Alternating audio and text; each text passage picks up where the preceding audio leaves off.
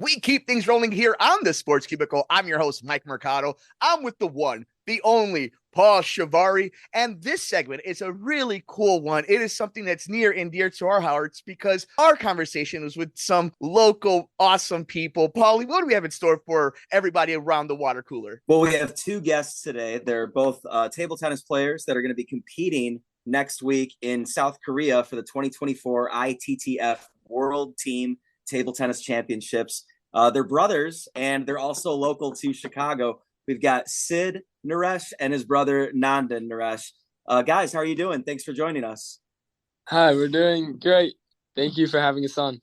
Yeah, it's neat because we have a few different time zones here. We've got Nandan on the West Coast, Sid over in Europe right now. So thank you so much for being here. Truly, truly thankful.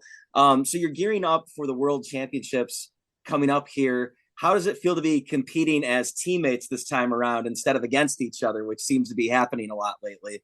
For me, at least, it feels really good to have him as a teammate instead of an opponent because the last few times things haven't gone my way. But yeah, I think him on the bench and like supporting me when we play is like really good, and always training with each other, talking about matches, how we're going to play against certain opponents is always great. So I really enjoy having him as my teammate, and also the aspect of traveling to new countries with him and yeah, just enjoying the experience. So for me, I'm very excited to go to South Korea to compete.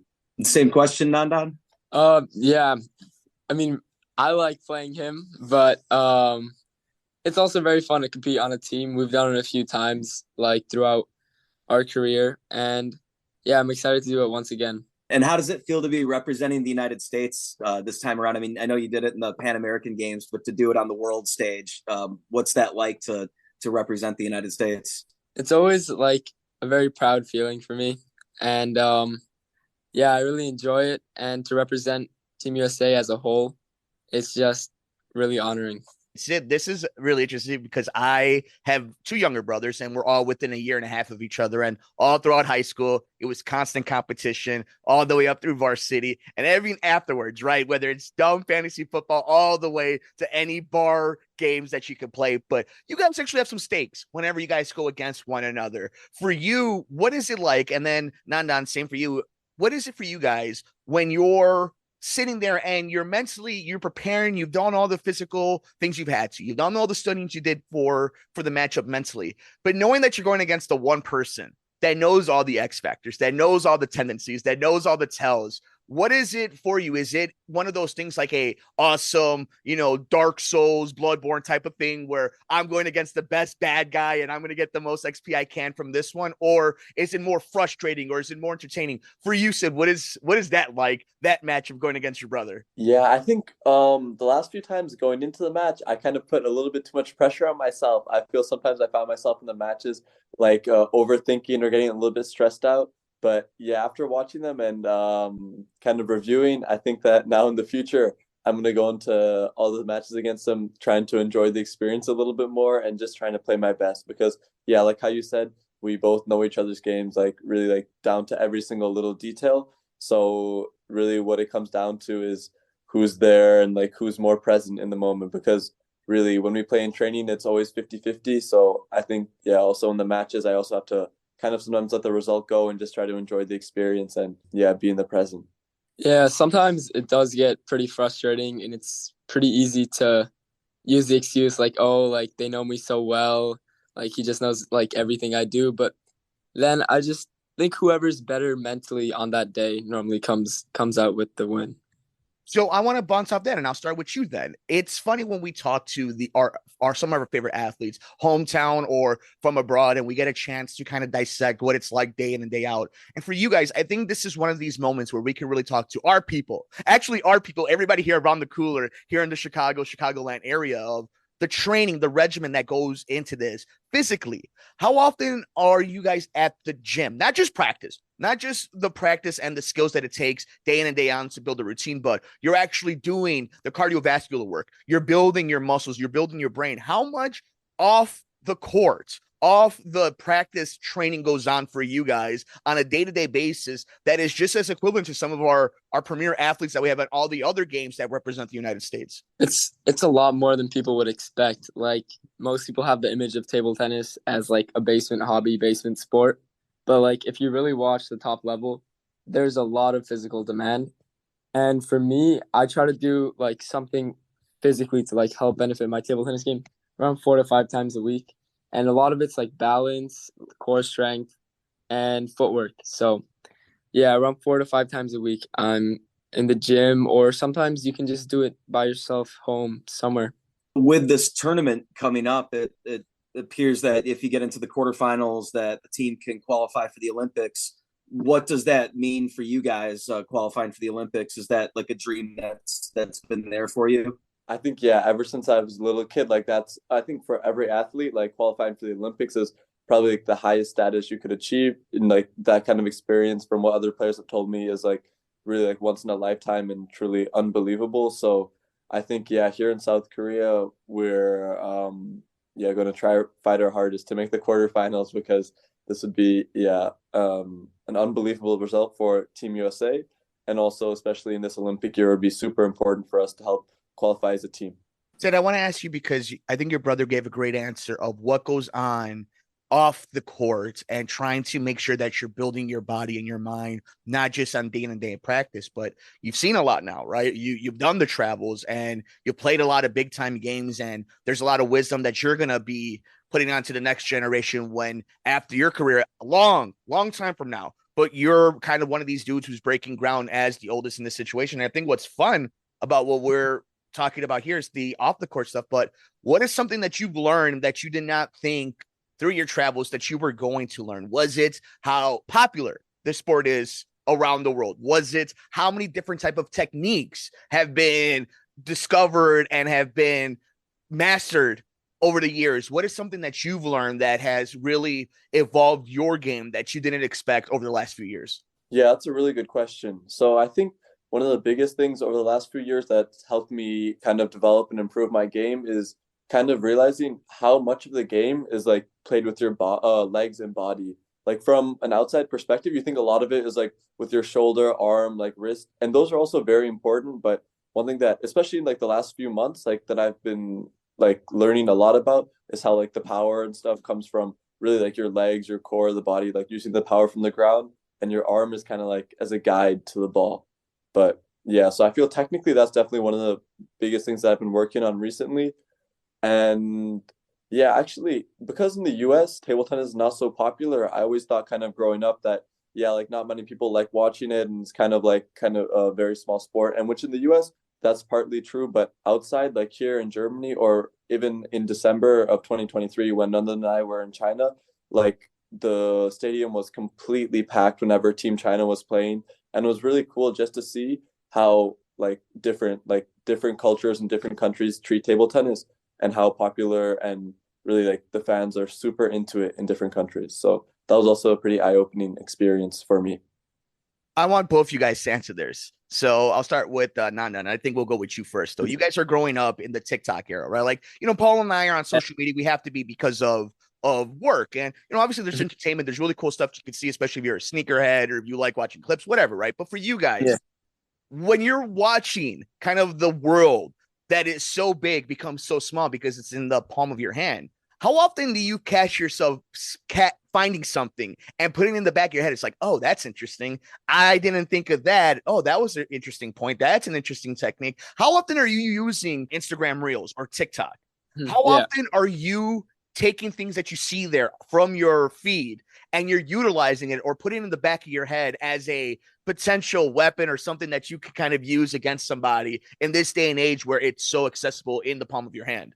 Yeah. So, yeah, I mean, I guess this isn't particularly a good thing, but I'm on TikTok quite a lot. And yeah, especially in the table tennis side of TikTok, there's like a lot of people who go viral. They're doing new things, new trick shots, new serves, whatever it is, but it's always something new, and that's why it's blowing up.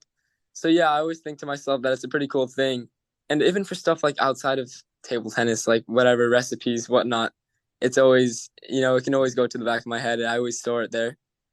Sid, same for you. Like in that situation, right? Like you're seeing how fast things are moving. Are you able to keep up and grab some of these things to put in your utility belt like Batman? Or is it more something like you're using it for enjoyment and sometimes you're able to grab something and you're able actually to use it and run with it? Yeah, I feel like actually most of the times I'm watching table tennis videos, even if it's just like a short snippet on Instagram or TikTok, I feel like being able to like visualize and model players, especially like, the best in the world, is so important. So for my game, like a lot of times I'll choose one or two shots for that like one player who I look up to or like one of the best in the world. And oftentimes like I see them so much on Instagram, like Reels or on TikTok. So when I'm able to watch it, I feel like helps me get a better understanding of like especially different angles, like slow motions, just kind of seeing how exactly their body works and like how their mind works just to be able to play these shots. So for me, actually, I feel it's such a great tool to be able to watch this because I feel before when you could only watch like in person, it's was more limited. But now any match that's like playing at the highest level, I can watch on YouTube. So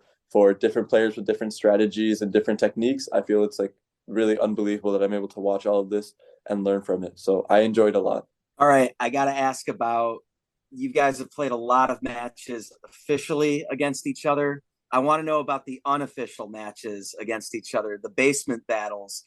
Tell me a little bit about those and how that's influenced you then and now. We'll start with Nandan, which I'll say in the storyline of both of you, Sid leads all time, but lately Nandan's had Sid in the last couple of meetings. And I want to hear how, these epic battles that we don't know about affect the battles that we do know about. In the basement, things would get really heated. It was like, yeah, we would play there during COVID every day. And I hated doing drills during that point of time. So I just say like, okay, let's play a match and then I'll finish. And then every time we would just keep playing. And eventually I would get really mad. I would be losing, especially during the COVID time. I would always lose. And then I would leave, storm upstairs. And then the next same thing, lose, go back upstairs. But yeah, I mean, I guess when we used to play in the basement, yeah, he would always beat me. Yeah, I think especially the one memory that comes back to mind is like basically 2020 when our club was closed. We were playing almost every day with each other, and in our basement, it's like much smaller than a regular hall, so the ball moves a lot faster because of the air pressure. So in the basement, like I felt like I could play unbelievable. Like every ball I hit just felt like a rocket. So I felt when playing him, like we had some unbelievable points. So for me, it was always great. And especially in 2020 and COVID when many players couldn't practice, it was always so much fun for me being able to still train and especially with a good player. Like, because even at that time, yeah, most of the time I was winning, but still it was similar level. So, and I think that was really when we both started to develop and kind of improve so that we could start playing like on the men's national team level. So I think those few months and those basement battles are very important in the developmental stages of our game.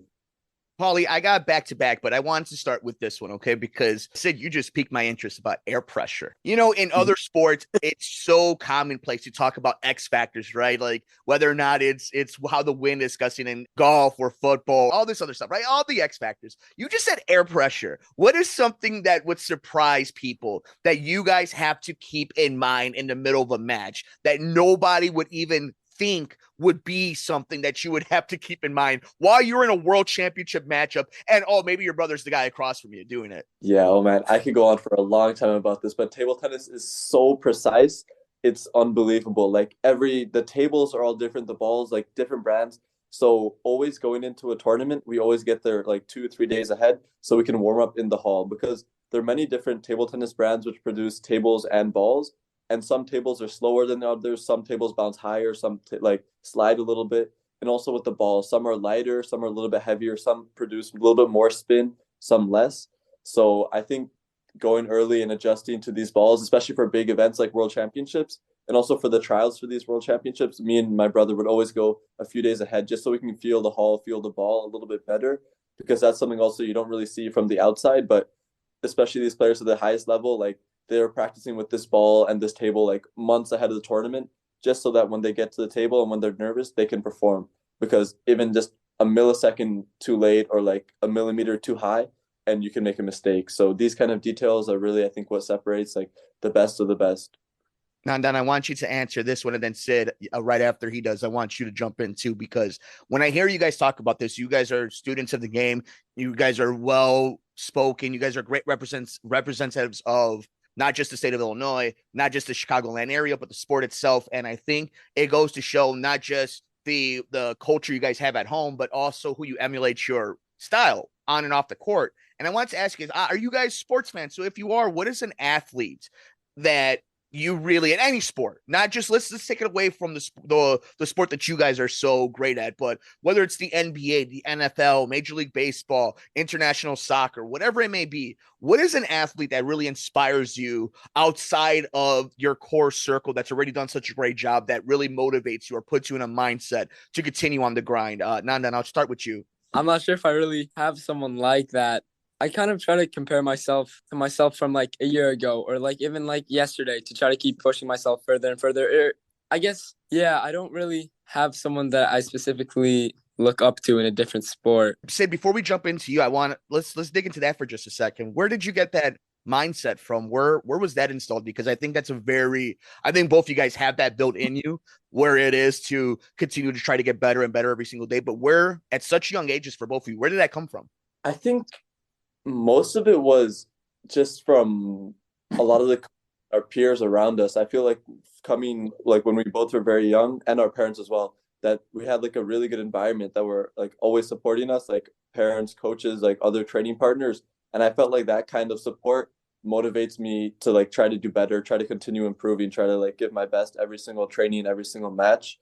So I think that's a big part of it. And once I started winning and gaining more and more confidence, it's kind of like the snowball. It just keeps getting bigger and bigger. So I think right now, how I feel, like the love for the game, the passion, and how I fight for every single point when I play, I think it's kind of like a show of all the work that not only me, but my coaches, my parents, my training partners have all put in. So that's why I want to keep fighting to keep getting better, and my motivation. We'll bring it home here and let these young men get bedtime for Sid over on the other side of the world, and Nandan, and train for this World Championships. But so great to have you guys here, and good luck in South Korea, and please come back, let us know how it was.